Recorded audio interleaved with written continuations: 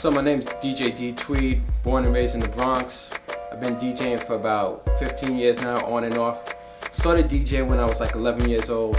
My cousin used to go to my cousin's house a lot. He used to have DJ equipment, so every weekend I used to go over there, like, let me use your equipment, let me use your equipment. And that's really how I got started. Just used to harass my mom, hey, buy me equipment, buy me equipment, buy me equipment. So my mother's friend actually got my first turntable. It was a belt drive turntable, and it was like $50 on Fordham Road.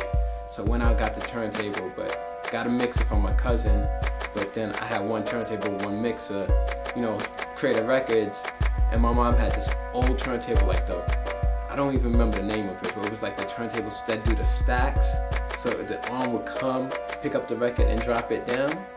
So I had one of those. So I was DJing with a belt drive turntable and one of those, and it was just crazy because I would try to scratch on these, and it was just like horrible. Like even with the belt drive turntable, I used to have to put butter on the actual belt to kind of make it a little bit slippery so you could actually scratch so it start up right. So I definitely put in my work when it came to DJing. So, you know, I'm not one of these DJs who just, oh shit, like they got Serato out now, let me go get some equipment. And, you know, I've been doing this belt drive, you know, with the little slip mats. So I would say my main style really is, I like to do a lot of blends. You know, it's like, with so many DJs playing the same song, you kind of just want to mix it up. So, you know, you want it to have a different feel, because, you know, if you mix, say, like a Michael Jackson song with a James Brown beat, you know, people are gonna be like, oh shit, that's hot. Like, you know another DJ probably didn't play that, so that kind of gives you your own identity. So you're doing a lot of acapella stuff? Yeah, a lot of acapellas, yeah. I mean, and I've been doing that since I was like 15, like, you know, before Serato and stuff. So, you know, you just get the acapella, you get the instrumental, and you just sit there and practice it. And that's what you should be doing. You should be out there, you know, just seeing what works and what doesn't work. And you don't know what DJ mean by tagging music, you need to go sit down with the DJ, or you just don't need to be an artist, because, I mean, seriously, like, you know, part of your job as an artist is working with DJs to get your music played.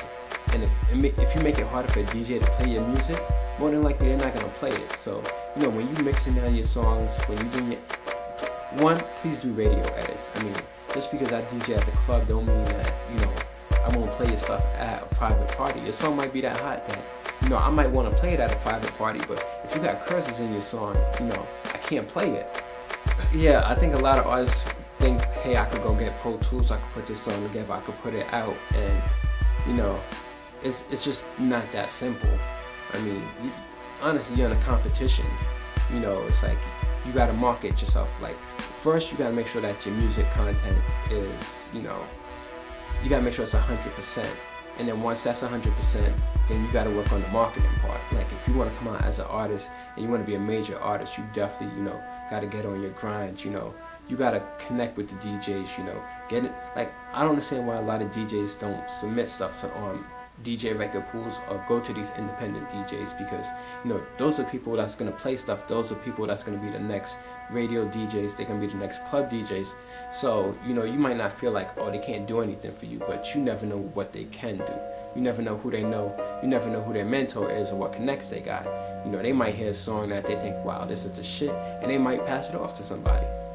I mean, if an artist came up to me and handed me his music and it's good, I'll play it. You know, like, I'll mix it in. Like, that's one thing with DJs. DJs should be breaking records. Like, you know, just because an artist is not known doesn't mean you don't play it. Because if that's the case, you're just a jukebox. You're just playing what's on the radio.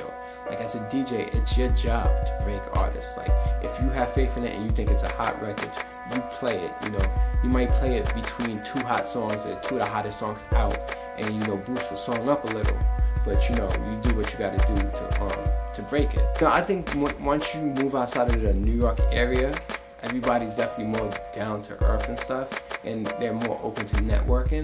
But, like, when you get with New York, it's so competitive, and, you know, everybody's kind of box you out, because, you know, they don't want to pull anybody in. It's like, let me get in, you know. And sometimes, you know, you could bring somebody in with you, or you could get in with somebody. You know, a lot of times, you know, these artists, like I said, they're competing against each other, but, you know, if you put your resources together, like, you know, Jeezy and Gucci Mane, you know, they did that song together, and that kind of blew them both up, you know.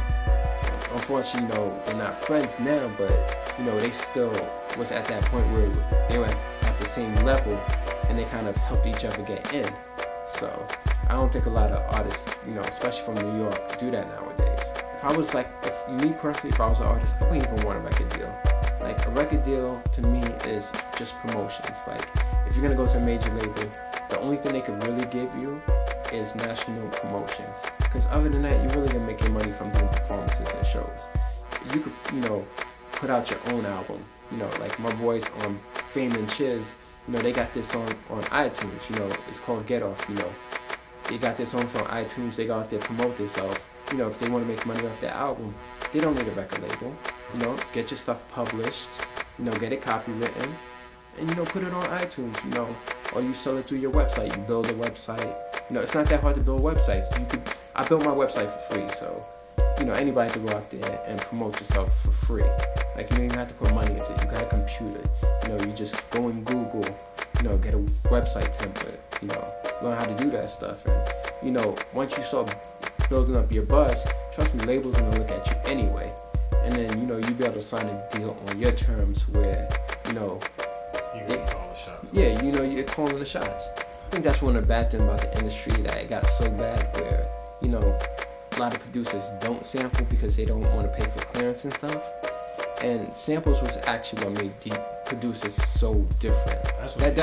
That's what made their sound so different. You know, it was definitely gritty. You know, it was a different feel. It's like, you know, you take a horn from this record and you'll, you know, flip it so much that it doesn't even sound the same that it did on the original. And it's like, you know, you could give two producers back then that same sound, and it'll sound so much different. They'll produce totally different records. And now it's like, you know, you have a lot of producers today, you give them the same sound and their stuff sound almost the same. Business is definitely cutthroat, and you know, a lot of people go into business and be like, oh, that's not me, I'm not gonna do that. Like, but you'd be surprised. I mean, honestly, that's one of the reasons why I got out the business. Like, I mean, I'm genuine. Like, you know, it's either A, you ask me something I could do it for you, or B, you know, you ask me something I can't do it for you. But I'm not gonna sit there and be like, oh yeah, I'll help you with this, and then just not do it and sit on it. If you're looking for me, you can find me www.theneedfortweed.com. So that's www.theneedfortweed.com. And every Friday I'm streaming a web show. So it's called Hennessy Fridays. So you could just watch me DJ live. Got webcam. Come in the chat room, make your requests.